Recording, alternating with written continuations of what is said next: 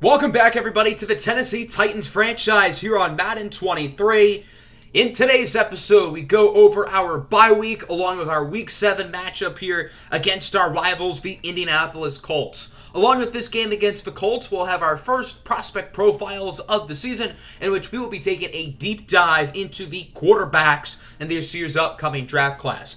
As many of you guys know, I am doing a separate series called NCAA Next Up, where we follow the careers of all of these draft class players in college who will eventually be added to the series. I uploaded the first episode of that series last night, so in case you missed it, I'll leave the card at the top right of your screen.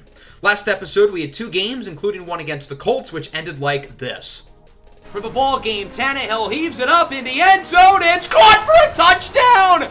Mick Westbrook-Ikine wins it at the buzzer for the Titans! So yeah, that happened. We won on a Hail Mary, and then we won the other game in the last episode, more of a defensive battle against the Washington Commanders, 17-13. We've been in a lot of close games this season, and we're winning a lot of them. Obviously, we're 4-1 going into the bye week. I think we're in a good spot here through the first, probably third or so of the season. And as we go into the press conference, we got to figure out what we're going to do during the bye week. I think the guys have earned some time off. We are on a nice 3-game win streak. But on the flip side, it's a very early bye week. We kind of got screwed over by the NFL schedule makers with that. I always prefer late buys rather than early buys. So because of that, I don't want our team to get complacent. Keep working, keep grinding. We are going to lose some stamina for the next game, but we will get a boost of XP for everybody on the roster. So as I said earlier, we're doing our first prospect profile of the season. We're going to talk about the quarterbacks, not just in this year's class, but some of the younger names to watch in college football who could maybe be in a future draft class or declare early for this one. As we look at our roster at quarterback, we've got obviously some talent here. Ryan Tannehill is the starter, and he's a very capable starter. He's an 83 overall. Is he going to be the long-term quarterback on this roster? No, probably not. He's not getting any younger. He's not a superstar, but he has been pretty good this season. And if he keeps playing the way he is, I think he'll hold on to the starting job probably through the duration of his contract. However, the Titans did draft Malik Willis in the third round out of Liberty. So because of that, I would be very surprised to see the Titans draft a quarterback early this year. I think the only scenario where that happens is Tannehill gets hurt or benched. Malik Willis comes in and just looks awful. So if that happens, then maybe we will look for a quarterback in this year's draft. But I think regardless, it is still good to look at the class because obviously quarterback's a very important position, and we'll be seeing many of these guys in the NFL. The top projected quarterback in the class is senior Clyde Williamson from the University of Georgia. As it stands now, Williamson is the heavy favorite to be the top quarterback off the board in this year's draft class, and he is really, really talented. The Georgia Bulldogs opened the season as the #1 team in the preseason polls. Obviously, we're in the middle of the NFL season, so normally we would be like halfway through the college season, but with the NCAA series just starting, the college football season hasn't technically started yet. So we don't know how Clyde Williamson's going to do this year as a senior, but I'm confident he's going to do quite well. He's a very well-rounded quarterback. He does not have many weaknesses to his game. He's athletic. He's got a pretty good arm. He's pretty accurate. He's a very smart quarterback as well. He consistently makes good reads. He doesn't have elite physical traits, but he has good physical traits. So because of that, I would say my comparison for him, if all things go well, would be a Joe Burrow type of player. He started in 10 games last year as a junior and was pretty good. So as of now, I would be very surprised if he's not the top quarterback off the board. But he, as of now, is not some can't-miss generational prospect. So maybe he does slip if he has a disappointing senior season in a loaded SEC who has 7 of the top 9 teams in the AP poll. The other quarterback currently projected in the first round is senior Sosa Hupe out of Notre Dame. Hupe has been the starter for the Fighting Irish since his true freshman season. He has shown the flashes of being a really good quarterback, which is why he's projected to go in the first round. The issue with him has always been consistency. He's just not consistent week to week, and he has a lot of great performances in the season, but he also has a lot of not-so-great performances. Hupe is a very capable runner. He's got a stronger arm than any quarterback in this draft class, and although he's never thrown for over 50% completion percentage in a season, I'm confident that number will drastically go up as a senior, especially with a great running back on his team and a great offensive line that the Fighting Irish currently have. Hupe really has to improve to be a lock to go in the first round, but I think he has the physical upside to warrant a top 32 selection in this year's draft. As we look down the board, some possible day 2 selections include Masaru Lee from Oklahoma, who opens up the season as the number 2 team in the poll, only behind Georgia. Lee had to win the starting job this year for the Sooners, beating out redshirt sophomore Romeo Coloci. Lee is a very talented quarterback, and for what it's worth, he's got a better supporting cast around him than any QB in the country. He is the Heisman favorite at running back. He's got 4 90-plus pass catchers, not including said running back. Oklahoma's offense is loaded, so Masaru Lee has to have a big season, or else I can't see him going into the second or third round. But I do think he has some interesting physical upside. I think he's pretty accurate. He's a pretty smart quarterback. I don't think he has an overly high ceiling, but I think he could be a pretty good player at the next level. Joining Lee in this second tier of quarterbacks is Jonah Molieur from Pitt. Molieur is a very talented player, and he's got big expectations here. Pitt is ranked as a top 15 team in the country in a very talented ACC conference, and I like Molieur's skill set. I think he's got a real opportunity to be the third or fourth quarterback off the board. He isn't the most athletic moving out of the pocket, but he does have one of the best pure arms in this year's draft class. He had a great junior season and was also quite impressive as a sophomore. So if you care about arm talent more than running ability, then Jonah Molieur might be your type of quarterback, and I think as of now, he could be a good second to third round pick. As we move down the board a little bit, I think one of the biggest upside plays at the position in this year's draft class is Jackson Kayuma from Arkansas. Kayuma's got a really good opportunity to prove himself this season, and if he has a good year, I could really see him being a first-round pick because the high upside with him is there.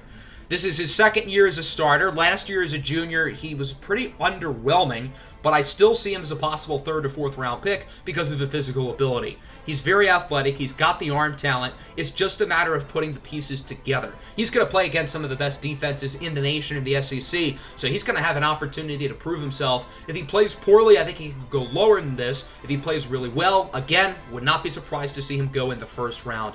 We've got another SEC quarterback here with Shiloh McDuff out of Missouri. If this was 20 years ago, I think McDuff would be a surefire first-round pick. His arm talent is really impressive, but he is an absolute rock in the pocket. You're going to get no value with him running the football. He's not good under pressure, and he reminds me a lot of the late Dwayne Haskins. I think there are some big similarities between the two of them. I will say McDuff has some excellent football IQ. He also had a very good junior season at Missouri, so I'm curious to see how he can do again against the best defenses in college football, and I think he can raise his stock, but I don't know what his ceiling is with a lack of ability in the pocket. Bryce Evans from Penn State is quite interesting. The Nittany Lions have very high expectations this season as they open up the year ranked 8th in the top 25 and the highest ranked team of anybody in the Big Ten Conference.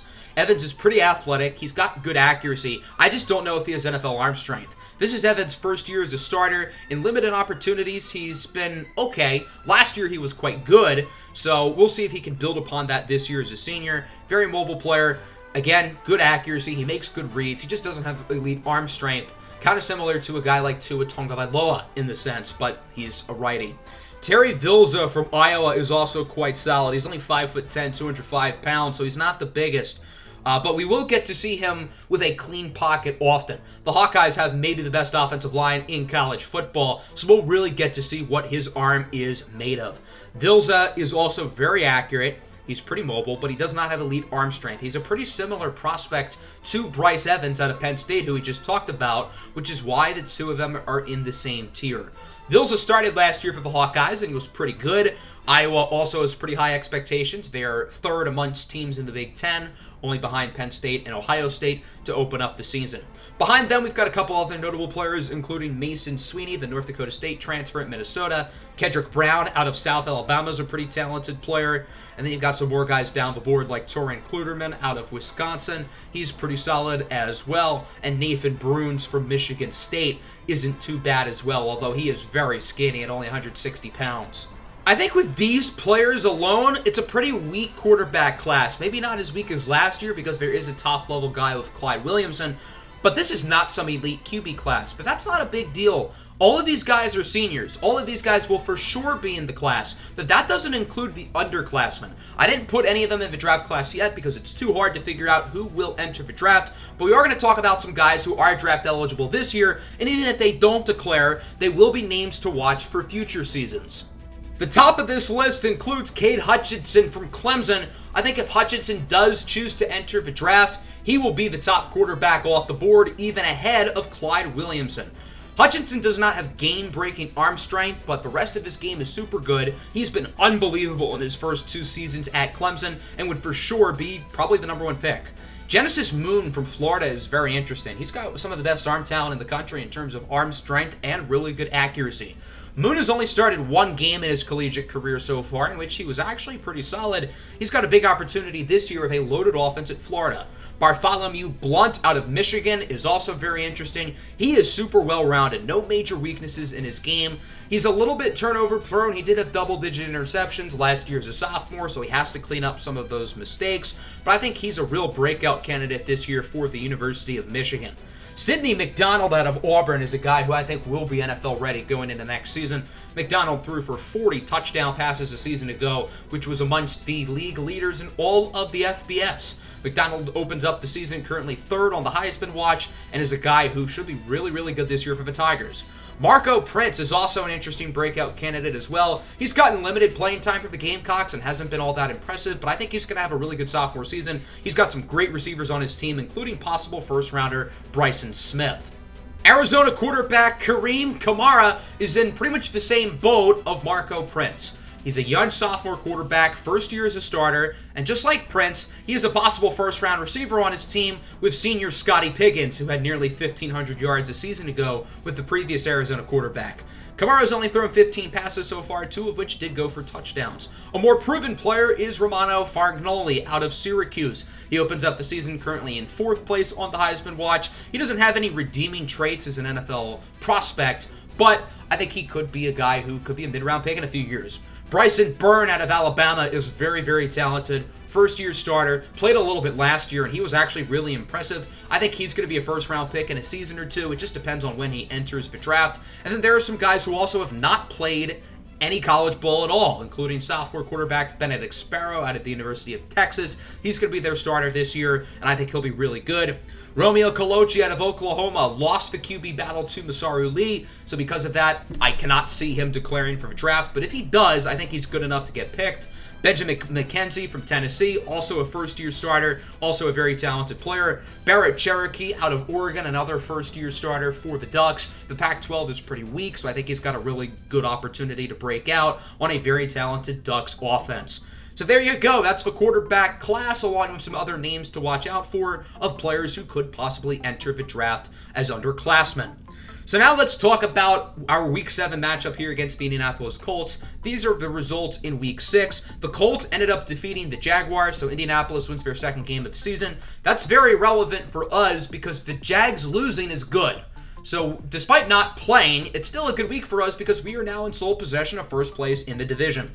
Let's talk about the Colts, who we beat just 3 weeks ago back in Indianapolis off of a game-winning Hail Mary by Nick Westbrook-Ikhine. The Colts are obviously led by Jonathan Taylor, who is really, really good. He played very well against us back in Week 4. The Colts have a great offensive line. They have a great defense as a whole. Obviously, Matt Ryan at quarterback is quite solid. He was pretty underwhelming against us the first time we played against them. Ryan's been really just underwhelming the entire season for the Colts, who have been one of the more disappointing teams in the league at 2-4. So let's hop into this matchup here. AFC South battle, the 2-4 Colts and the 4-2 Titans in their 2nd and final battle of the season. The Titans beat Indianapolis 3 weeks ago in miraculous fashion. We'll see if they can do it again and improve to 5-1 leading up to next week's trade deadline. The Colts open up with the football here. Ryan's going to pitch it to the left over to Jonathan Taylor, who gets a nice juke, breaks away from Byard, and Taylor cuts to the outside for a gain of 22. Not a bad start at all for Jonathan Taylor, if I do say so myself. That'll make it a 3rd and 7 now. Colts have it around midfield. Ryan looks to throw it, goes up the middle, and it's hauled in for a 1st down. Nice catch by the star receiver, Michael Pittman. 2nd and 7 now, 36. Back to Taylor, has a hole up the middle, jukes away from the defender. Taylor down the sidelines is pushed out by Elijah Molden, but not before getting 29. Hot start here for Taylor on this opening possession. He already has over 50 yards as it's a 3rd and goal from the 6. Ryan's going to look to throw it here on this play under some pressure from Jeffrey Simmons as he gets it to Taylor, who breaks the tackle from David Long and is into the end zone for a touchdown. A good first drive for the Colts. They march down the field, and they will start this one on the board. So now the Titans have it on offense. 2nd and 8. Tannehill's going to look short here for the rookie slot receiver, Kyle Phillips, who makes a nice play to the 41 for a gain of 13. Nice play there for Tannehill. Hopefully he can have another strong performance today. 3rd and 8, up the middle for an open man. It's Robert Woods, who's been one of the best players on this offense, bringing it to the 42.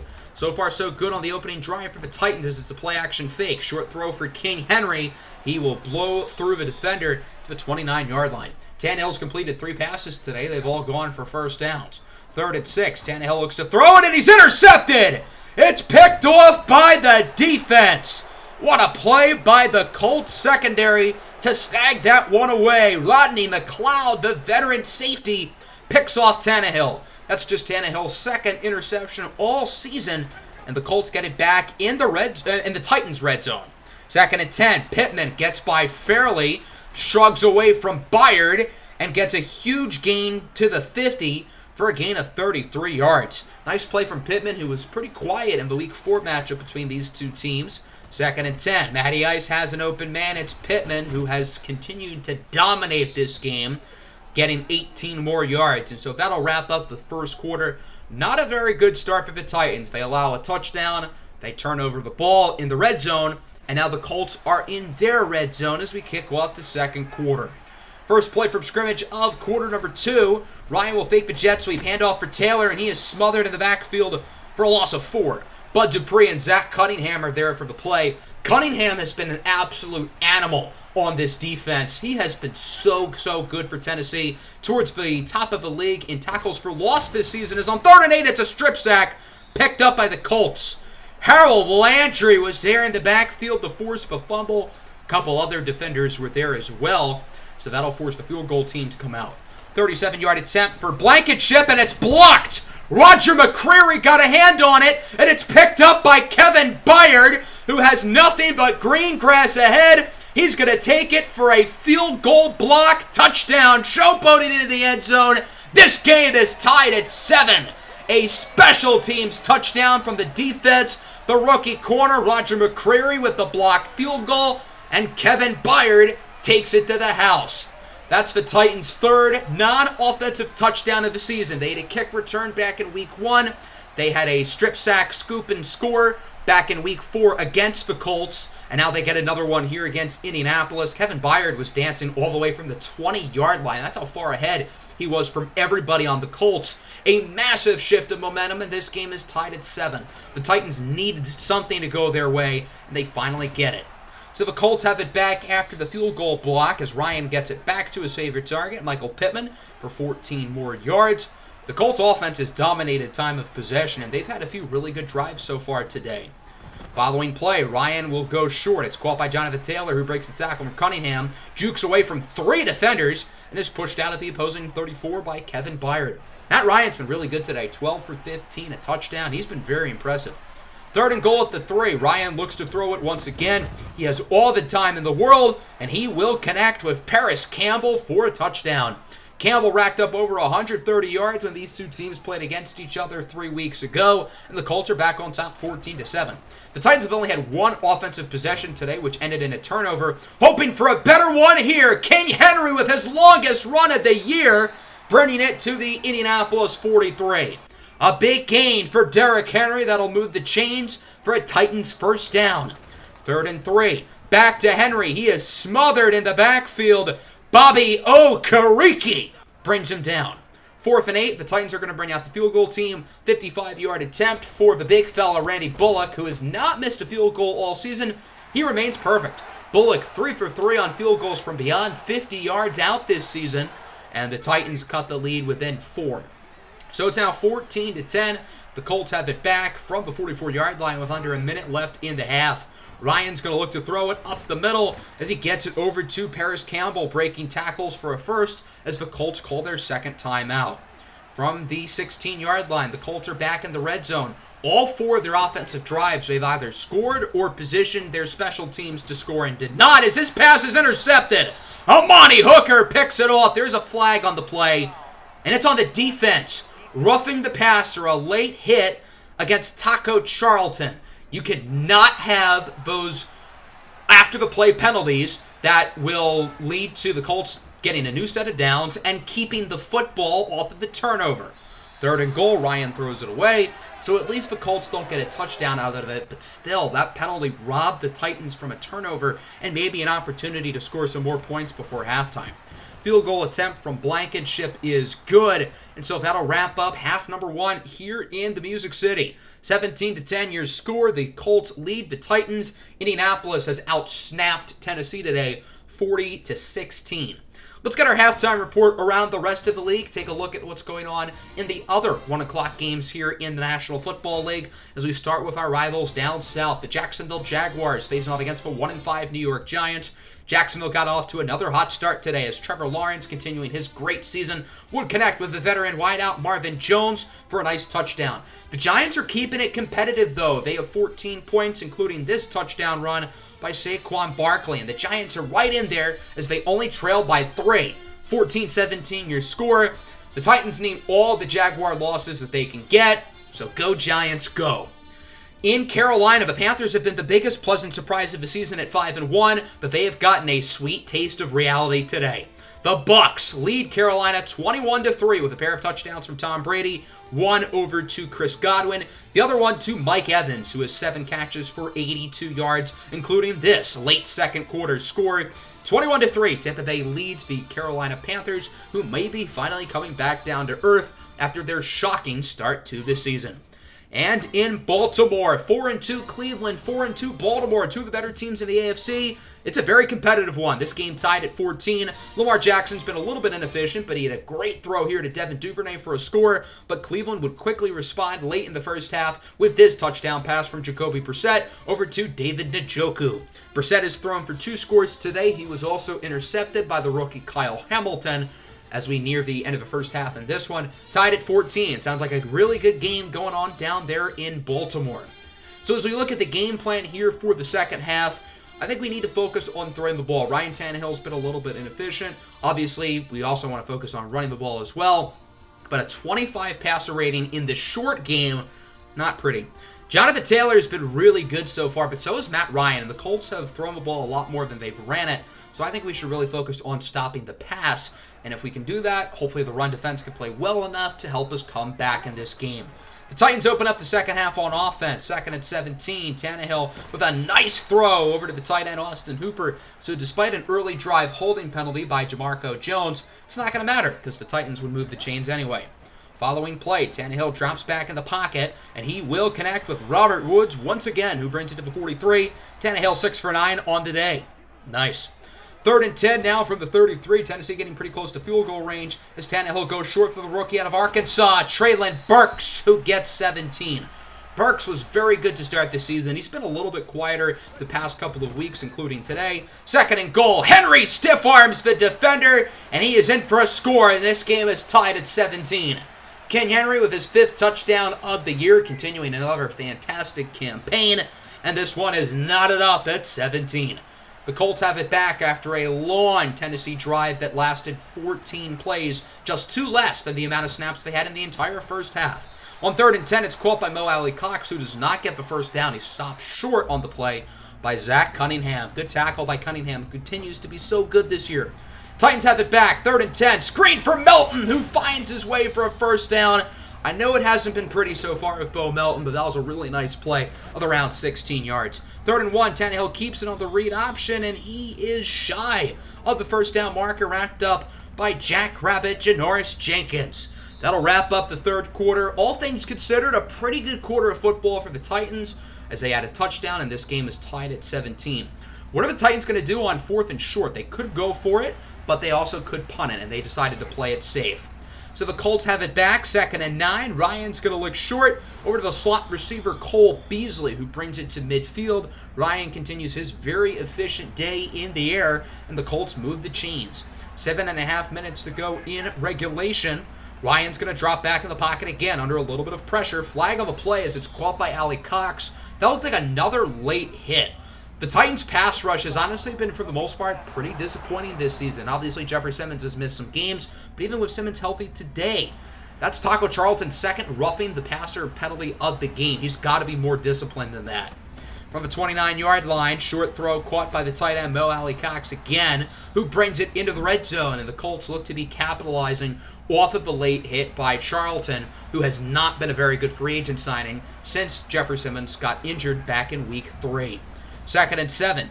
Ryan under some pressure, and he is sacked on the play. Rashad Weaver with his first QB takedown of the year. That'll force a loss of 10, and it is a 3rd and long here for the Colts. Ryan looks to throw it, can't find anybody open, so he throws it away.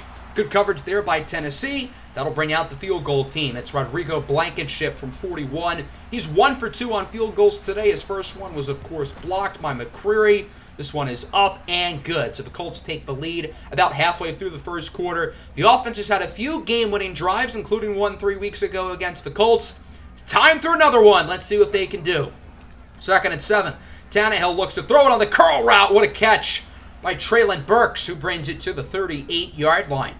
2nd and 9 now. Clock is ticking, under 4 minutes to go.